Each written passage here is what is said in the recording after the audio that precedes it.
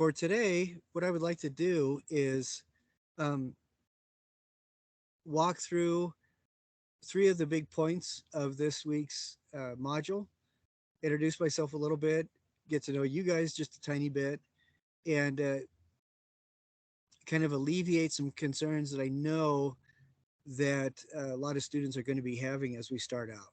And I know that not because I'm psychic, but because I've taught for like 20 years and I know what kind of issues come up all the time. So we'll try to walk through that. And then at the end, we'll have a question and answer. And hopefully, you guys will have questions, and hopefully, I can provide answers that correspond with those questions. For those who have video access, can you see me with my hat, my shirt, and the Ring World background? Yes. All right. And Reed, you can see too? Yeah. Okay, good. My name's Andrew, which is convenient because that's what should be on the course. I am teaching this class because I've been a professional artist and I've gone through what you guys have done as what you guys are doing right now as well. I My art is a little bit different. I do a lot of symbolist work and I'm a stained glass designer. I also do stained glass restoration. A lot of the LDS tabernacles that are up and down the Wasatch Front, I've worked on to help restore. And I do a lot of temple glass for the LDS Church, as well as a lot of other stuff that's kind of weird. But the art that I've done, does anybody know what symbolist is? I guess less more of an object or like a undefined shape. That's really an interesting. I've never heard somebody go there before. That's very cool. I like that. But yeah, that does kind of describe a little bit what I do. A symbolist is somebody that works with um, ideas and tries to create art around symbols. Has anybody heard of Lord Byron?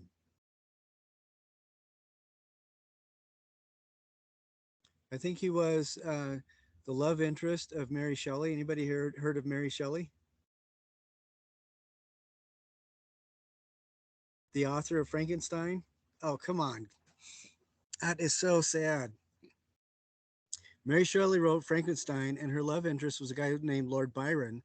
And uh, if you look up online, look up Lord Byron, look up his artwork, you can see these really dramatic images that look like they're out of cover. They're looks almost like they're cover pages for comic books. And what he would do was instead of creating tableaus or genre scenes, he was creating with using symbols like the triangle and the eye on the back of the dollar bill. That's a symbol. Um, Stop signs are symbols. Letters are symbols. A symbolist is somebody that, like Reed says, uses shape, but they do it in such a way so that the viewers can latch on to identifiable symbols in the imagery in whatever work that they're doing. I do glass sculpture as well.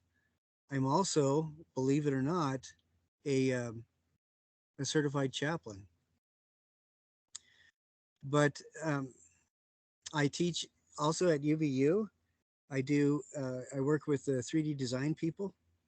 A lot of them are expecting digital design stuff, but what we work with things like paper mache and masking tape, um, skewers and foam and chunks of wood. And I think a lot of those people, everybody's moving towards computer animation and game design now. And so when they get in a class that looks like their first grade art class again, I think it startles a lot of people. Now, this one thing that I mentioned in, hi Lucy, in the syllabus is that it's really important for you, for everybody, to look at Canvas at least once or twice a week.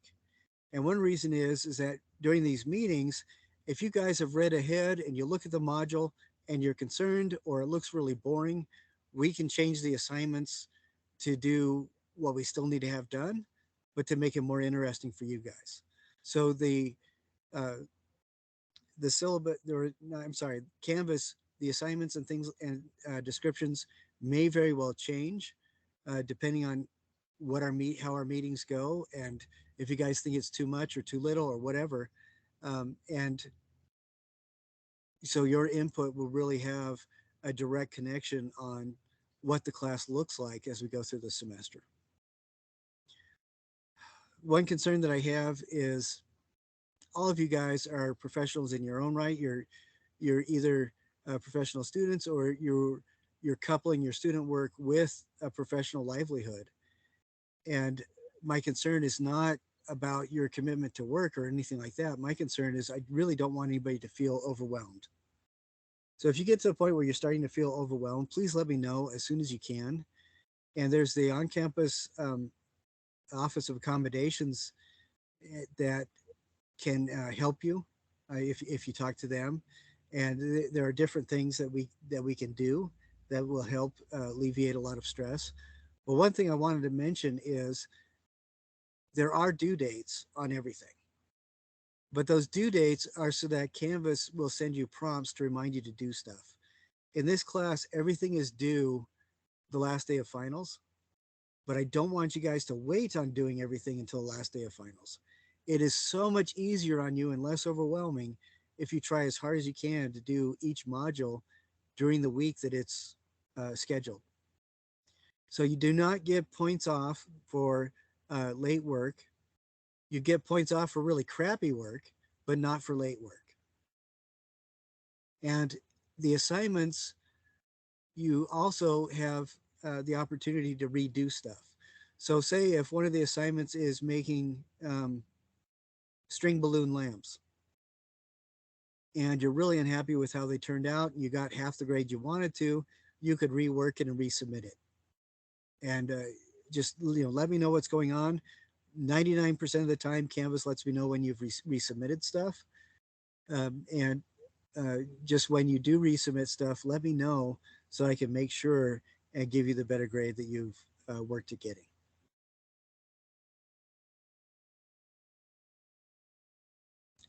Also, attendance is a little bit weird for this because it is an online class. And again, you guys are taking online because it doesn't fit into your regular weekly schedule.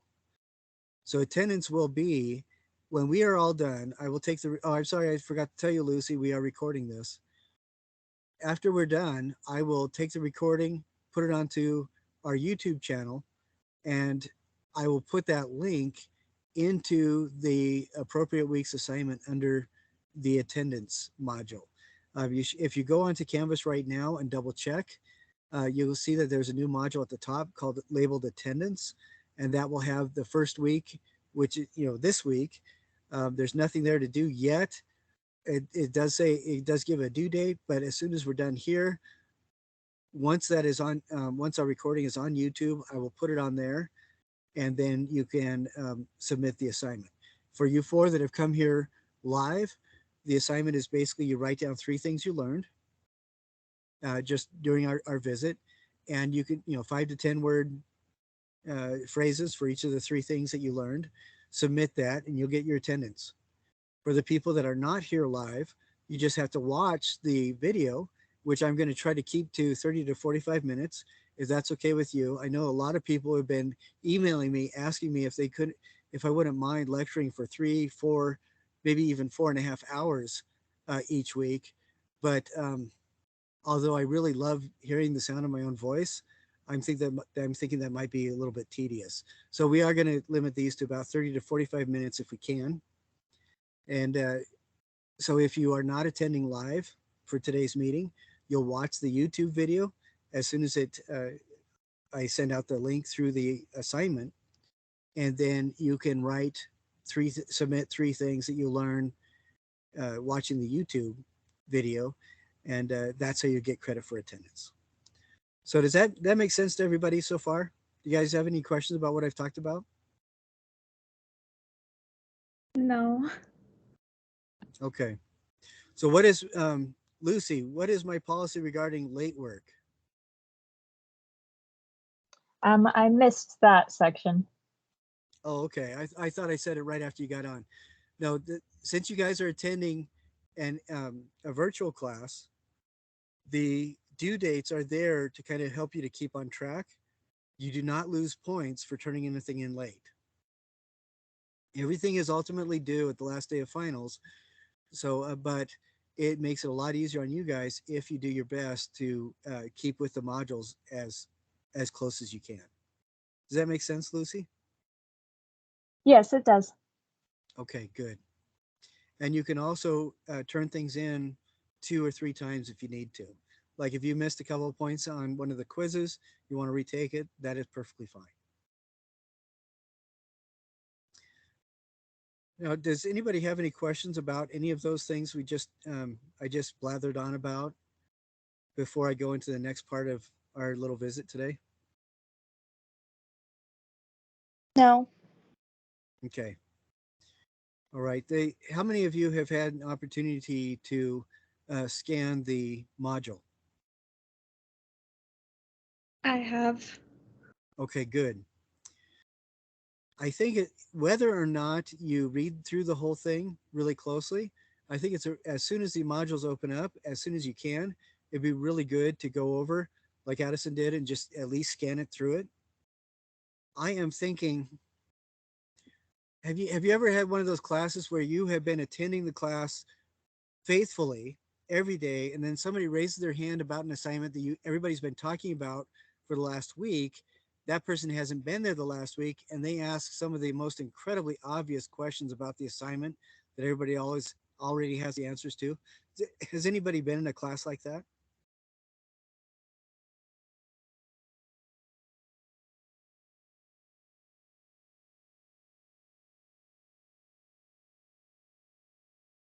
No. No. Good. That is nice. Every once in a while, though, there will be somebody who will ask questions. And the reason why they have questions is that they just focus on the assignment itself and they don't bother looking at the rest of the surrounding material. They weren't there for the class discussion, they didn't watch any of the attended videos, and they figure that asking the question is going to give them a shortcut to getting to the answers that they need.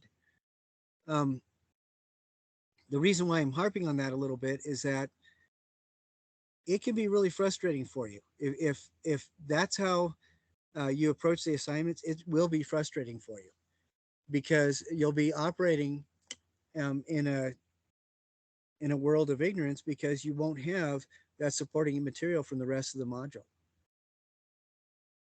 I am hoping that as we go on, we'll have short discussions about each of the uh, elements of the modules each week, and that will really help inform building the assignment as you move forward and help you get into the right headspace. Also, if you have issues about any of the assignments and you weren't able to get them done, you can always pop on one of these meetings or email me, and we'll talk about it for the next Teams meeting. Now, if you are trying to stay on top of stuff and read the material, when you ask your email question, I will put it into the Teams meeting so that everybody will get the same answer. That way, we don't have 17 different people asking the same question and getting the same answer over and over again. We kind of condense that down to one answer for the 17 questions. Um, One thing that I am debating, and I don't know what you guys' experience are, is, excuse me, I have before done a module so that you have to go through each thing in sequence in order to get to the assignment itself. So you can't click just straight on the assignment. You have to go through the introduction, then you have to read each of the bits in order as they appear in the module before you get to the assignment. And the reason why I've done that is most of the time, the classes that I've done that for, the questions that I get, people are able to figure everything out a long time before they start asking questions. And it saves a lot of time for everybody. Otherwise, it seems that some people will go to the assignment, get a little bit frustrated, go ask me, and I tell them to look at different parts of the module, go to different parts of the module, get a little frustrated, and ultimately they'll be going through the module backwards. And I would like to know what you guys think. Do you think it would be a good idea to set up the modules so that you do have to go through each thing sequentially, where you open the page, you spend 30 seconds scanning it, go to the next page, and keep doing that in order to get so that you see everything in sequence the way it's supposed to be presented? Or do you prefer the having the freedom of just going through the module back and forth at your own pace? What are your thoughts on that? I prefer being able to go throughout the entire module freely. Okay. Oh, Hayden, thank you for coming. I Anybody think else? there's I think there's kind of a mix. Like if there's a massive open module, it's kind of hard to find what to do next on an online course. So there should probably be like something at the bottom stating what's the next assignment. Uh, I agree with Okay. Reed on that. Okay. So what I'm wondering is if there's for shorter modules, maybe have the whole thing open, and for longer ones, it might be a little bit more confusing. Have them sequential, so you have to go through each thing. Is that what I'm hearing? yeah, Yeah, that sounds Okay. great. Okay. I like that because then it kind of mitigates potential confusion. So okay, yeah. Let let me write that down so I can remember it. But I like that. So longer we'll do the sequential. Oh my. Okay. Okay. Excellent. I will do that for future long modules, and I'll do that. Now, for this module, I mentioned two things, and then the assignment revolves around one thing in particular: the idea of the dual brain, or the left and right hemisphere um, theory of how of brain function. Are you guys familiar with this left and right brain theory? yeah, it was in the first assignment. Right. Um, the idea that accountants use one hemisphere of their brain primarily, and artists use the other hemisphere of their brain primarily. The idea of being aware of that.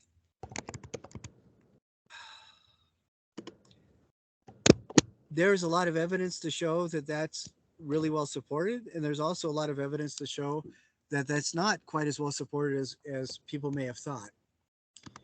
But it is interesting, regardless of whether or not you ascribe different hemispheres of the brain to different thinking. Would you agree that it does seem that some people have a tendency to be more analytical, and some people have a tendency to be more free spirited and creative? Yes. Have you noticed that? Yeah, I've noticed that. My wife is a therapist, and one of the things that she notices too is that you aren't locked into one or the other. You aren't forced to be only creative or forced to only be analytical. That people that are more well balanced learn how to um, kind of mesh the two, which I think is really interesting. And you look at some people that we romantically view as being one way or the other, and they're actually uh, work towards really balancing and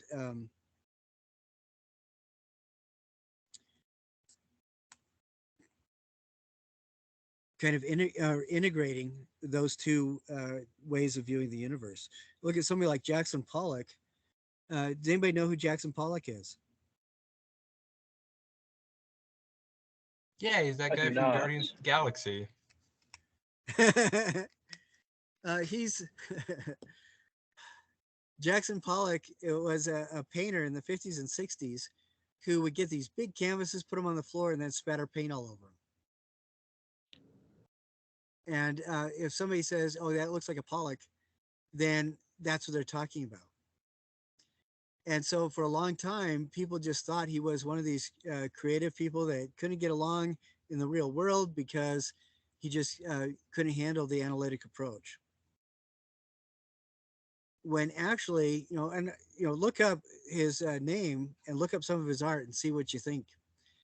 He was actually infusing a lot of the work that he did with the metaphysical philosophies of Navajo sand painting and Chinese ink blot painting, and working to give the feeling of depth and perspective with that, while avoiding any sort of traditional tools for communicating perspective.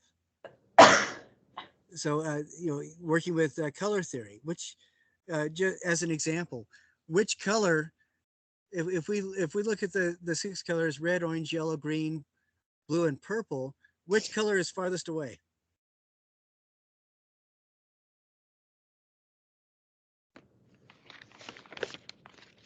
Anybody?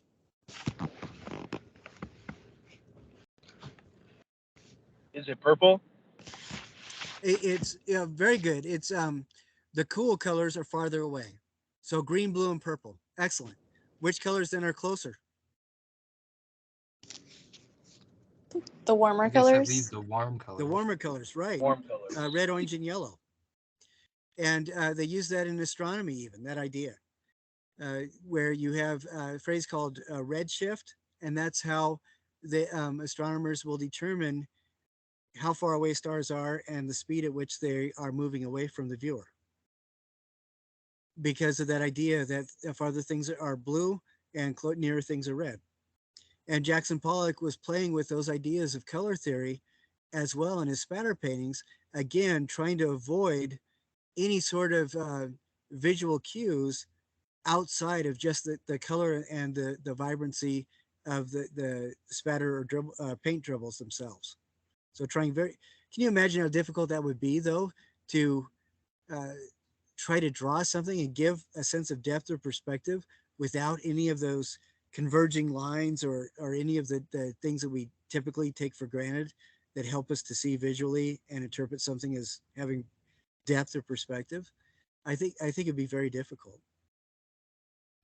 Then we'll talk about that more in a future module. But the point is that you look at him, he seems like uber creative, but he was also incredibly analytical and very specific with how he engineered his ink spatter paintings. And when you go and look at Jackson Pollock, that's Jackson, and his last name is Pollack. You look at his paintings, and I think it will surprise you that he was incredibly analytical as he planned out the work that he did. And I think that that's more of a mark of integration. And one of the assignment, the blind contour drawing that we're doing, is a way of kind of addressing that separation between those two types of perspectives, the analytical and the creative approaches. I I don't think that any of us fit into any sort of a limiting specific box. I think all of us will find times where we study better when it's completely quiet in the room, and other times we study better when there's some music or noise. I think all of us will approach some things analytically and other things creatively.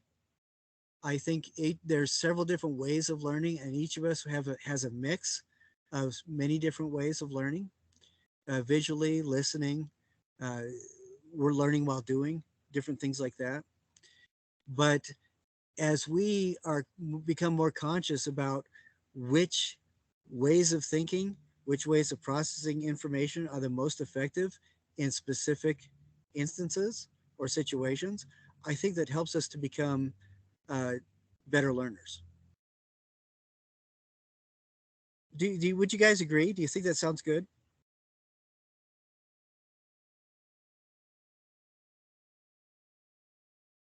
I agree, yes. Okay. Thank you, Jordan. You're the lone voice in the wilderness. but I appreciate the support.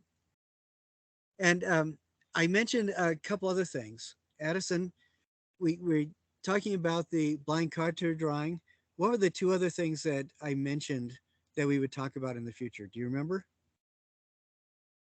I don't remember. Okay. Um, One thing I mentioned is critical thinking. And another thing I mentioned is the original Lion King. How many of you have seen the Disney Lion King shows? Any of them? The live action, the cartoon, or the the song, or anything, or this, what's that, musical theater? How many of you have seen any of the Lion King presentations? I have. All right, so I think at some point a lot of people have been become familiar with that. Sundiata was the original Lion King. That was one of his names, and he became rather quickly a figure of folklore. But I mentioned also critical thinking. When you hear something like a phrase like artistic critique, what does that make you think of? Or somebody who's a critic, what's the first thing that comes to mind? Judging. Yeah, and not just judging, but negative judging. Would you agree? Yes. Yeah, and I that is a real shame, because so many people have misused the tools of criticism to the point where now when we hear something that somebody's being critical, that doesn't mean that they're thinking with intent. What that means is that they're basically being a jackass. Or if somebody's being a critic, they're trying to tear something down. And that it just is not appropriate. When we are talking about in this course, when we are talking about critical thinking or critique, what we are talking about is thinking with intent and being able to communicate with intent our perspectives, our views on somebody else's work. And I will give you an example. If I hold this up, can everybody see what this is? What is it? Duct Masking tape? tape. Hey, Yeah, a roll of masking tape. And if you had made something like this and you ask somebody, so what do you think of it? And they'll say, well, it's blue. How satisfying is that? Or even better yet, it's pretty. Pretty is one of the worst words to use as an artist, I think. Or nice. Nice is even more hurtful. I mean, what does that tell you? Absolutely nothing. But if somebody shows this to you and they made it, you can look at it and start saying, well, it looks like you've made something that's a circle about 5 inches across. The outside is blue, the inner core is white with printing on it or text, and it looks like you have wrapped this blue material around that white core, a built up something of a volume with several layers.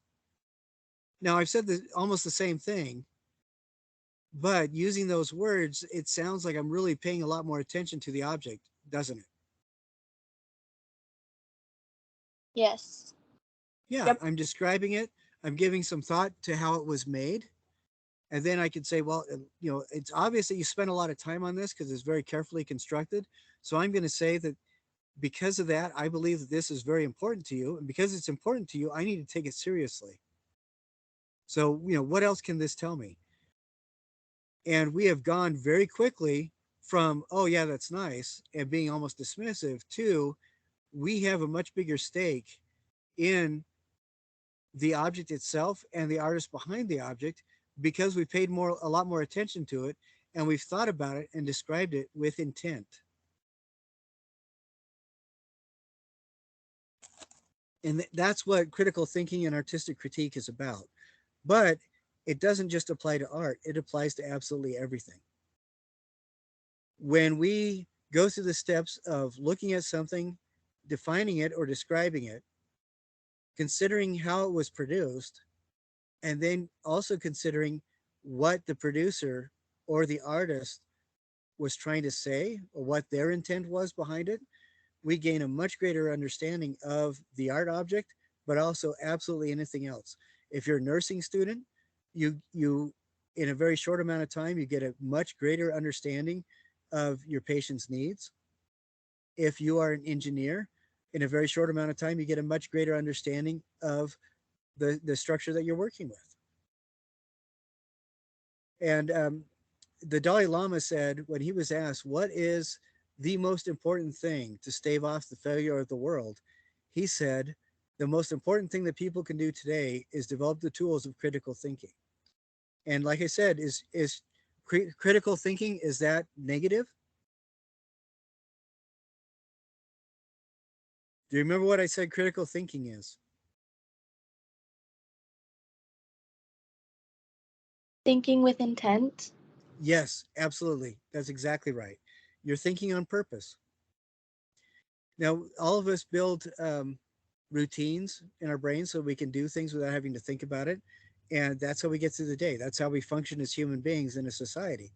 But when we're confronted with something specific, and that something specific is important to us, either because a friend has asked us what we think of whatever it is that they've made, or because it's a project that you're required to work on, you can pull out the tools of critical thinking and think with intent, like I believe it was Jordan said, and it can not only provide a lot more impact on you uh, with whatever you're interacting with, but it can give your input an awful lot more perspective and impact as well. And so I do get a little excited about it because this is something that I think applies to absolutely everything.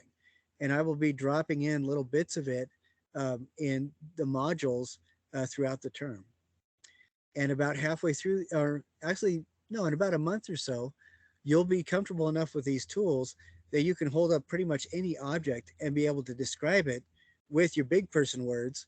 And your family that is wondering why you're wasting time doing anything with the art world will be absolutely flabbergasted, and they'll decide that the additional vocabulary that you learned in your university education is well worth it.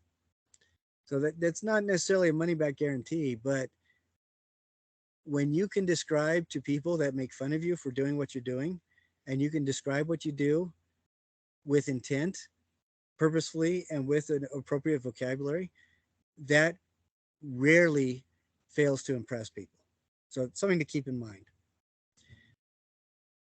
Now, I mentioned the Lion King before. What we'll be also be doing is throughout the term, we'll be visiting a little bit here and there the old Mali Kingdom and Sundiata, and we'll be applying those tools of artistic critique that we learn to get a better understanding and appreciation for the culture that he and his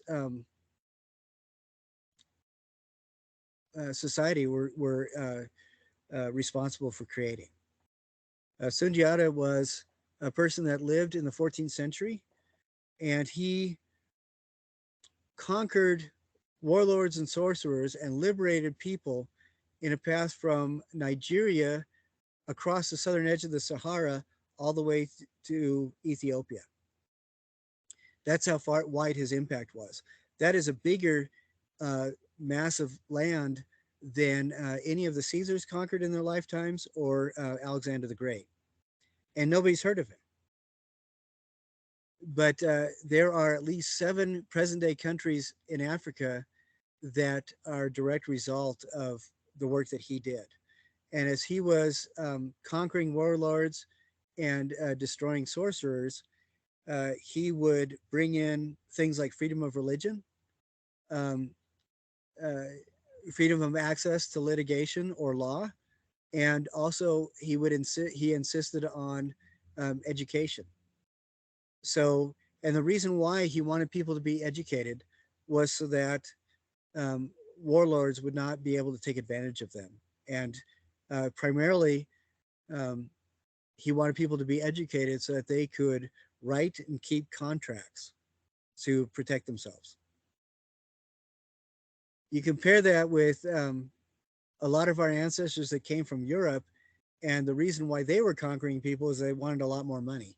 And I just think that that's kind of an interesting interesting difference. But we'll talk a little bit more about him too. But again, the reason why I want you to find out about him is that you can apply the tools of artistic critique as you learn them, so you can see how they broaden your appreciation and perspective on other people. We'll also be there. We'll have a really short module too. Um, Hi, Ava. We'll have also a really short module where we'll deal with we'll confront the ideas of colonialist racism. That's something that can be an uncomfortable conversation, but as artists, one of the things that I mentioned a little bit in this module is does anybody know how old the universe is? Roughly? Isn't it like 3 billion years old? That's about how old the Earth is. The universe itself is about 17 billion years old. Are you guys familiar with the ideas of like cause and effect and action reaction? It's something that we see around us all the time. I would like everybody to consider this kind of perspective for just a moment. That and there's two things to consider here. One is, how big is the universe? You know, that's the universe is essentially infinite for all intents and purposes.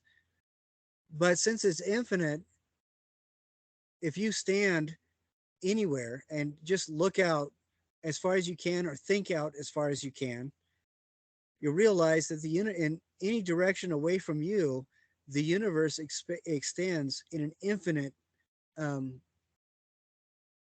distance to an infinite distance. I mean, there's no way to record it. So essentially, wherever you are the center of an infinite universe.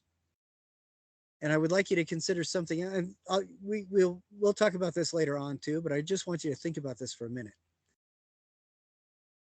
But also with that, since the universe is infinite, everybody around you are also just as equally the center of the universe. Now, so think about those two ideas really briefly. Now, the universe itself is billions and billions of years old, and if we consider the chains of cause and effect, and as well as action reaction, each of you is the direct product of what the universe has been doing, all those actions and reactions for the last 17 billion years. And one way that we can look at this is the universe has spent 17 billion years providing the space and the means so that you can be exactly who you are right now. And that is not just true for you, but that is true for everybody around you. That's an awful lot of stuff to lay on you all at once.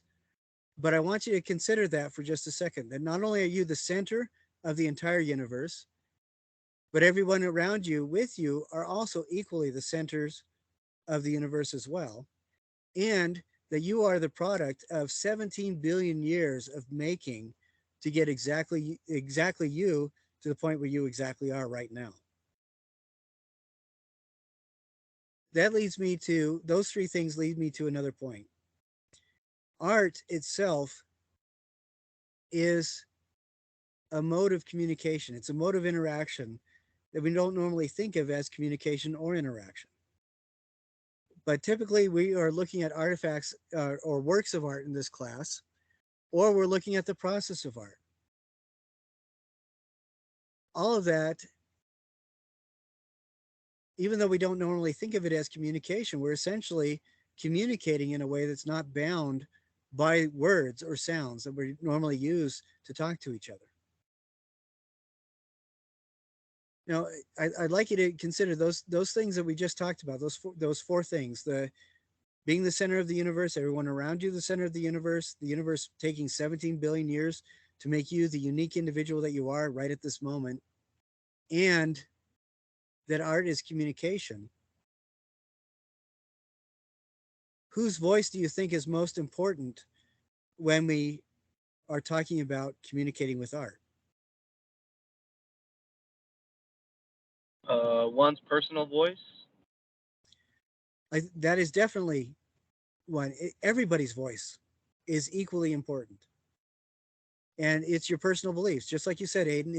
It's the unique individual that you are right at this moment, and that is the most important voice for art. But also, everybody around you and the work that they do is equally as important. It doesn't matter how good or bad a person is, how good or successful their art is. The voices are still important. So when we consider that every voice is valid and every voice is important, it gives a little bit of different perspective as how we look at each other's art, and ideas like critical thinking or intentful thinking about other people's art, seriously examining something and thinking about it actively and on purpose. It gives a little bit of a different meaning to it. But with that, it becomes more important to treat other people's work with respect, doesn't it?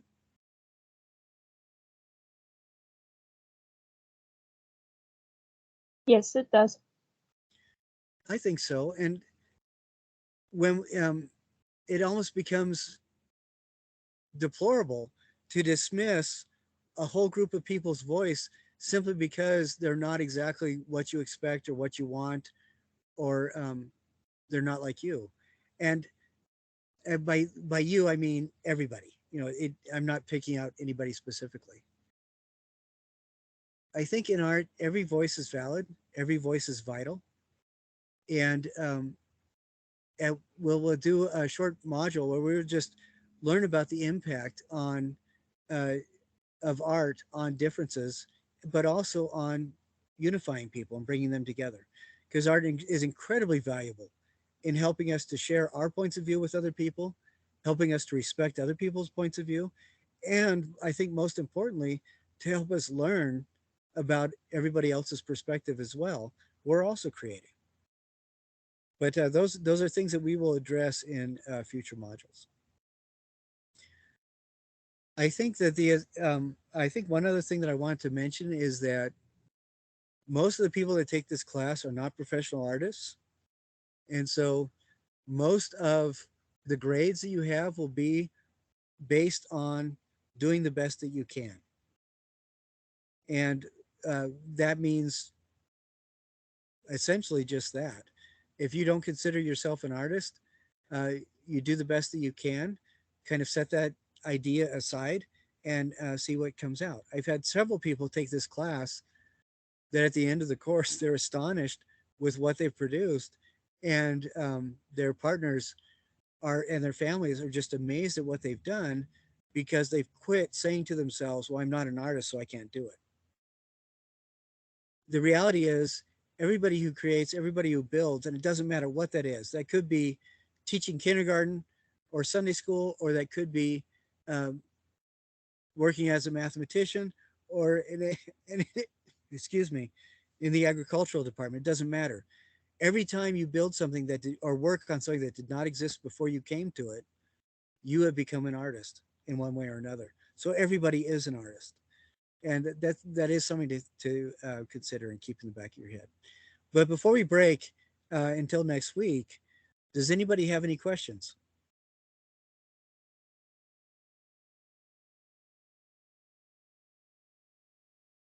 So our meetings every Tuesday at 7:30.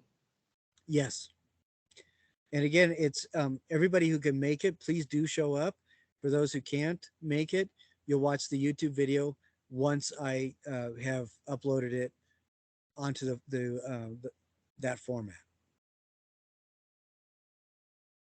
Okay, Does that thank you. answer? Does that help? Yes, that helps. Okay. All right.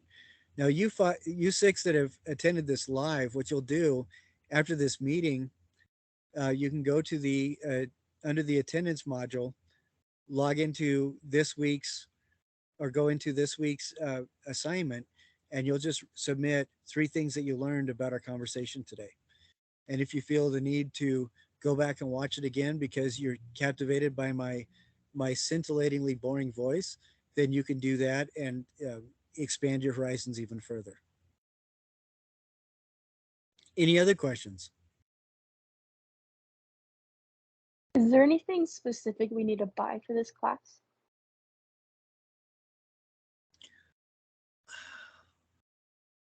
I am trying really hard to keep the cost of this class as low as possible. Right now, I've managed to keep it to less than half of what the statewide average is for Art 1010. There are going to be some things like paints and pencils and things like that. But as much as humanly possible, I want you to see if you can find stuff in your own home to work with. You can go, I don't think there's a Michael's in St. George currently, but there is a Hobby Lobby. You can get pretty inexpensive paint kits if, when we do painting, but I don't think we necessarily will have to buy an awful lot of paints. A simple kit will be fine. And as we get closer to that, we'll talk more about it. But I think overall, we're going to try to keep this class to under $50 to $75 throughout the term. And your final projects, you actually lose points if you have to buy extra stuff for it.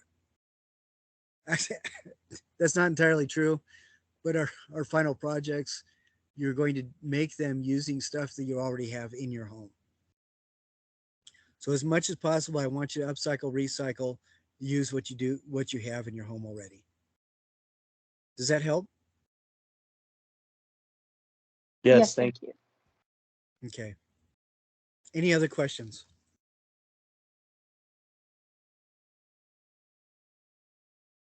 All right. Well, if we're good, then I would like you to think about ways that we might be able to improve or on the next module, or what other questions you have, and bring them with you the next time we meet on Tuesday. And remember that the due dates are to help you to move forward. You will not lose points if you turn things in late. Okay? Because this is an online class, I expect you to work with it according to the demands of your own schedule that you've already got. You guys are all professional adults, and I don't want this to be an additional burden for you. Okay? This should be, it's still a class, so it's going to be kind of boring, but I want it to be as enjoyable as possible for you. And we may switch assignments up too. That's something that I mentioned earlier on, Ava. If you look forward at a module and the assignment just looks too boring, we'll talk about it and see if we can adjust it so it still covers the ground that we need to, but so that it's more engaging and enjoyable. But if you guys don't have any more questions, that's all I've got for tonight. And I'm hoping that you guys have an absolutely wonderful week till we meet again next Tuesday. I'm looking forward to this whole term. And insert other uh, uh, generic caring type comments right there if you'd like to. But actually, I really do hope you guys have an enjoyable weekend and do your best not to get arrested. All right? Thank you. Let's, Thank you. all right, stay healthy, please. All right, we'll see you guys.